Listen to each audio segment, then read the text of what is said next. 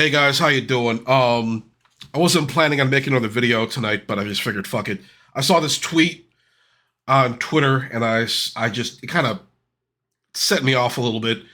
I wasn't like pissed off, but I'm kind of like, seriously, dude. But it's Harry Sisson, one of these young Zoomer Democrat operatives, and he was saying, "I miss President Biden, VP Harris, and I think a lot of Americans feel the same. It's constant chaos under Trump, under Biden, Harris. It was steady leadership, and." It's just now in this age of Trump and, you know, with Biden, I don't think anybody wants to be. You got to read the room a little bit. You can't be a shill. You can't be doing this shit, man. You're this young guy. He's 22 years old. He's going to be the new face of maybe the DNC in a few years. I don't know. I know what's his name. David. Oh, David Hogg was elected. He was like a vice chair of the DNC or some shit like that. So I don't know how you guys feel about that.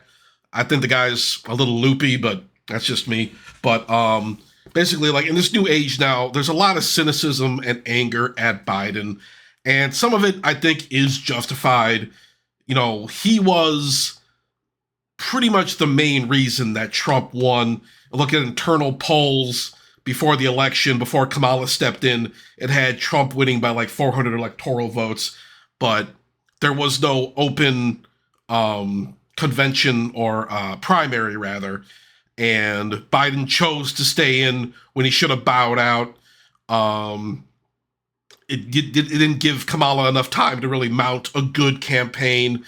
And I don't want to sit here and make excuses for the Democrats or anything like that. And I know Biden did some good things in his tenure. He got more Americans on healthcare. Some people liked his COVID response. Other people thought it was authoritarian, but you got to keep in mind, a lot of the authoritarian shit, like the lockdowns and stuff, all that George Floyd stuff, was happening under Trump's term. So a lot of right-wingers seem to have forgotten about that. A lot of the COVID insanity happened under Trump, and the vaccines were his idea originally with the Operation Warp Speed and whatnot.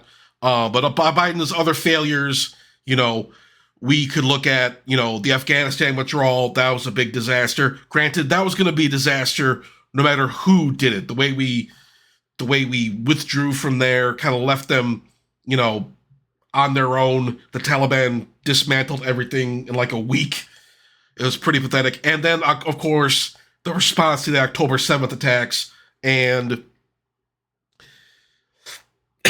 excuse me, but basically it's just like, dude, you gotta understand, people don't want to be one of these, you don't want to be one of these dudes. We don't want to look at Joe Biden with rose-colored glasses now.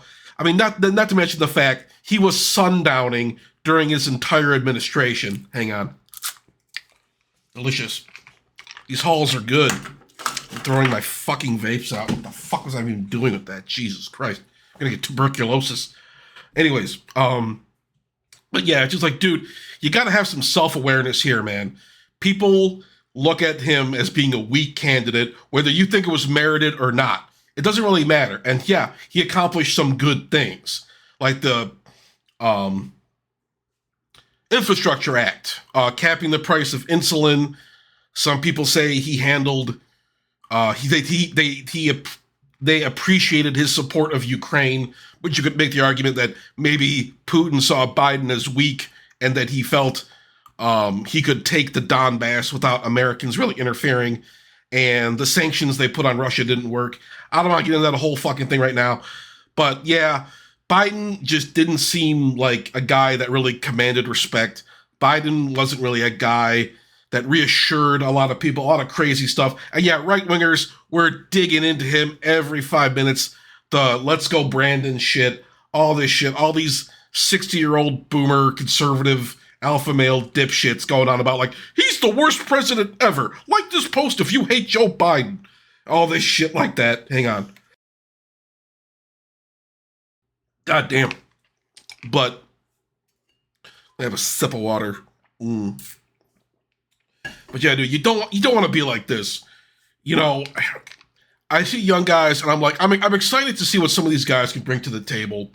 You know, as far as I'm not I'm not much of a leftist myself, but just like I'm interested to see what the left wing strategy can be if they learn from their mistakes, if they can let go of certain things and offer a new vision for the Democrat Party. These young guys in here, these Zoomers. Harry's a young guy.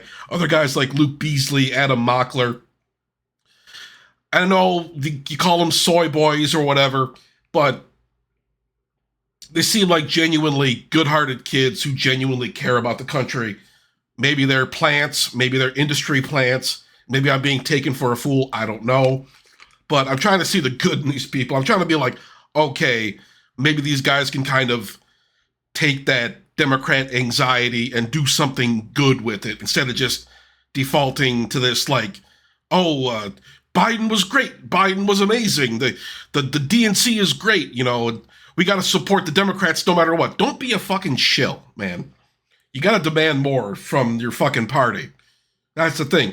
Republicans demanded more from their party, or conservatives demanded more from the GOP, and they got more. They got a victory. Mm. But you know what? Looking forward in the future, and like as far as you know, I'm a millennial guy. I was kind of into what Bernie was saying back in 2016, 2020, but it seems like a lot of guys my age on the left seem to be kind of Bernie dead enders, and they really don't feel any loyalty to the party anymore. And if is that a good attitude to have? I don't know. I'm not criticizing anybody. I understand where they're coming from. We wanted free healthcare. We wanted jobs. We wanted livable wages and all that shit. And it just kind of seems like it's just falling through our hands right now. And it sucks because now we have AOC, but even she's getting roadblocked here and there. The Democrats don't seem interested in doing anything except keeping this gerontocracy running. That Jerry Connolly guy beat her out for this high-profile position. He's 74. He's got throat cancer. But we all know this stuff. This is all stuff we know. But I'm just curious, you know, basically, if you want people to vote Democrat in 2028, I don't think, didn't mean to burp there, but I don't think clinging to Joe Biden as some kind of reformer hero is going to accomplish anything except pissing off more voters. He's Genocide Joe, for fuck's sake. He was a weak, ineffectual old man. You could argue whether or not how good he was. Some people say he was a great president, one of the greatest presidents before the October 7th thing happened. Some people always hated him. Some people were just bitter that Bernie didn't get in. But, you know, people will still defend the guy. People still defend Hillary. People will defend Bernie, but that's kind of understandable. People will defend Kamala, you know, and people will defend Obama. People will defend any figure, you know. And it's just, I want to get past that point. I would be like, look, I'm thinking to myself, like, if I'm going to vote for the Democrats, what am I voting for? What are their plans here? Because everything I'm hearing from this party is just kind of like, you know, what are we doing here, man? What's the plan? And I'm not trying to concern troll or anything like that. I think this is a learning opportunity and we can move forward from this. But yeah, that's all I got to say basically about that. Keep it brief because my throat's killing me. But yeah, thank you all for watching. I really appreciate that. And let me know your thoughts in the comments below. Like, comment, subscribe, visit my page, whatever. And I'll talk to you guys later.